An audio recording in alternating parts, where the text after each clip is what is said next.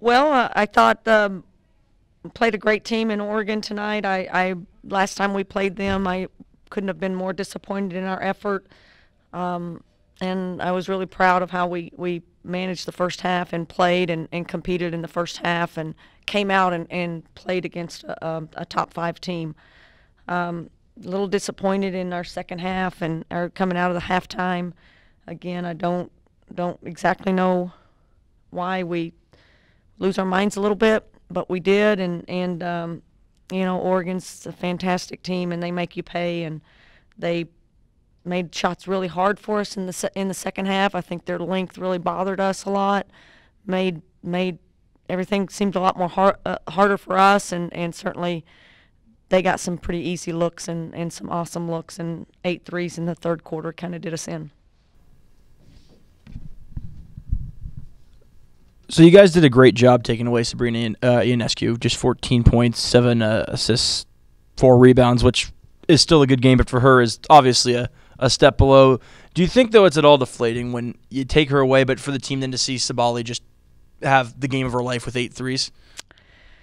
Well, I think we have a lot of respect for their team, and you know, I think Sabrina is just a fantastic player, and in the sense of she takes what the game gives her, and she makes everybody on the court better because of how she plays the game. So, to me, she really plays the game at a high level, and because she does, and she's so unselfish that, you know, other people on the floor are better because she's on the court. And Satu is playing kind of out of her mind, has been for the last couple of weeks, and we certainly didn't want to give her open threes. We made some mistakes. We overhelped, and you know, it's kind of pick your poison with them. If you overhelp, then you're going to give up threes by somebody, and they found her, and she was pretty unstoppable. So it was a little bit more of us making mistakes, I think, on the defensive end in that third quarter. But like I said, she makes you pay for it, and that whole team does. It's not just her. I mean, it was her tonight, but they're all pretty dangerous shooters. With the exception of the 1 3 by Yo, only 3 players scored. How tough is it to win when that happens? It's hard. I just think that's again a bigger picture for us is that we just Bobby you can't ask more from her. Nell's playing the full game. Swede's playing the full game. It's just a real difficult thing when we don't have any scoring punch in that 5th spot. I mean, I think Maria gives us points at most of the time, and certainly plays well for us in what we ask her to do. So, but we just don't have much coming off the bench, and or in that 5th starting position, and just got to keep trying to. I believe in Sheer. I believe in some of the kids that we have on the bench, and I've just got to keep trying to. Maybe time to try some other people and see if they can give us a little bit more scoring punch.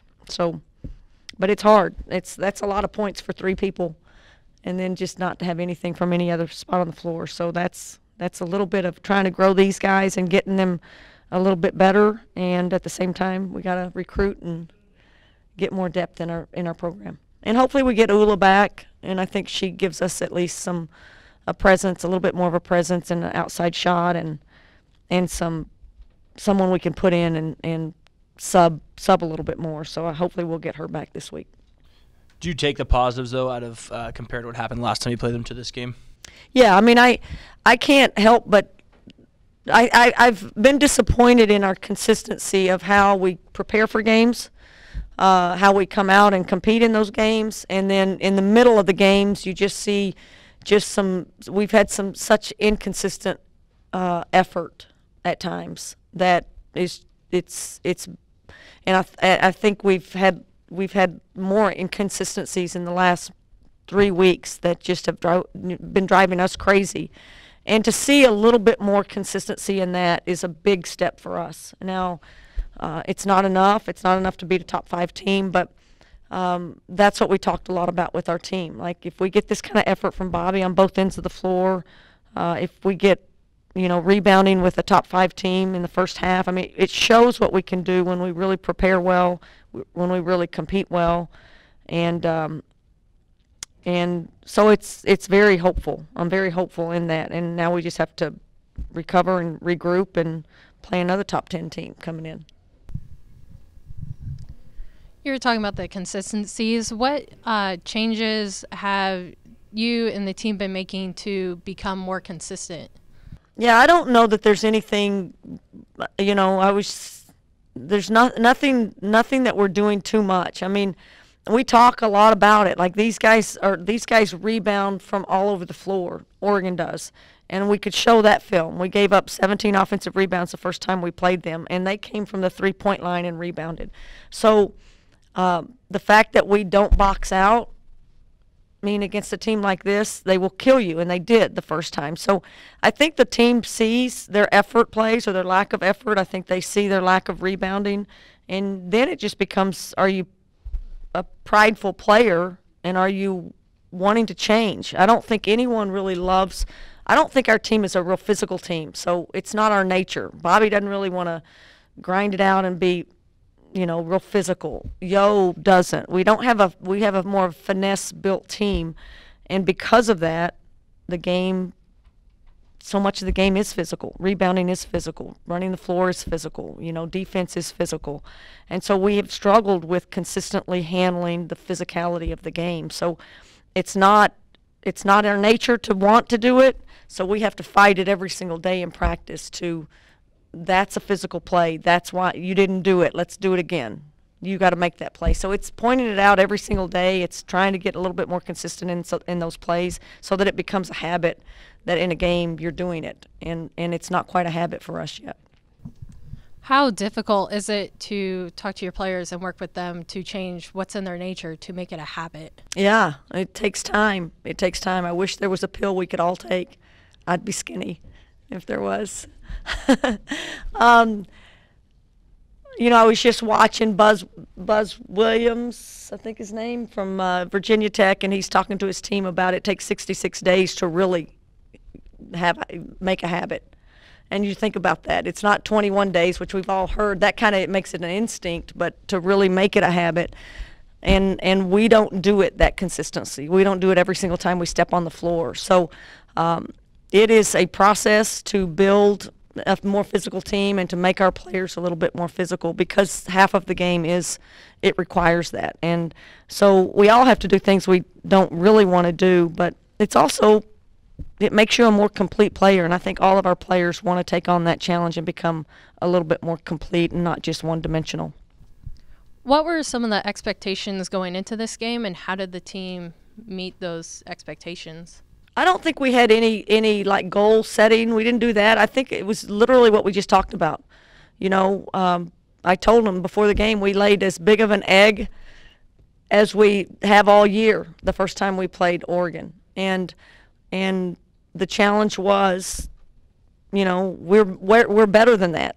I mean, let's see if we are. But there was no question we could walk on that court and play with more energy and play with more passion and be more competitive and to be more physical and to not let them get everything they want, meaning rebound, not let them cut every place they want to cut, and to be a bigger presence on both ends of the floor. And I just thought we did that in the first half in particular. They regrouped. They're really good. We didn't handle some of their length and the things that they do on the defensive end. So we've got a lot of things that we've still got to get better at, but I really liked the fact that we just looked like a different team. We looked like we loved to play, and we were passionate, and we did the work phases of the game. And that, to me, is the biggest thing that is the biggest step or encouragement that we can take from this game, is that if we play with that kind of passion and that kind of energy and purpose, then I think we can really compete with a lot of people in this league. Maybe not Oregon, but maybe some of these other ones that are coming in. How difficult is it to be playing, 3 top 10 teams in the span of 1 week here? And maybe initial thoughts going into the next game. Yeah. I'll be glad when they're done. Everybody else probably has Oregon State on their schedule still. We still have Stanford after this too, but it's in one sense it's nice to be done, and we don't have them to look forward to. It's just the nature of the schedule. If you do this long enough, you're going to have moments like this, especially in a league like this. This year it happens to be Oregon State, and Stanford. In years past, UCLA's been that good, and other teams have been that good. And still, there's, we have others in the top 25. So, but mentally getting up to play a team like Oregon, we had to really kind of look ourselves in the mirror. And so now we can feel a little bit better about ourselves, but we really can't, because we need to be the hungrier team when we show up on Sunday. And we're going to play another top 10 team that's playing at a really high level. And we have to emotionally get back up, we have to physically get back up, and we have to mentally get back up. And so that's a real challenge when you're playing against that kind of competition.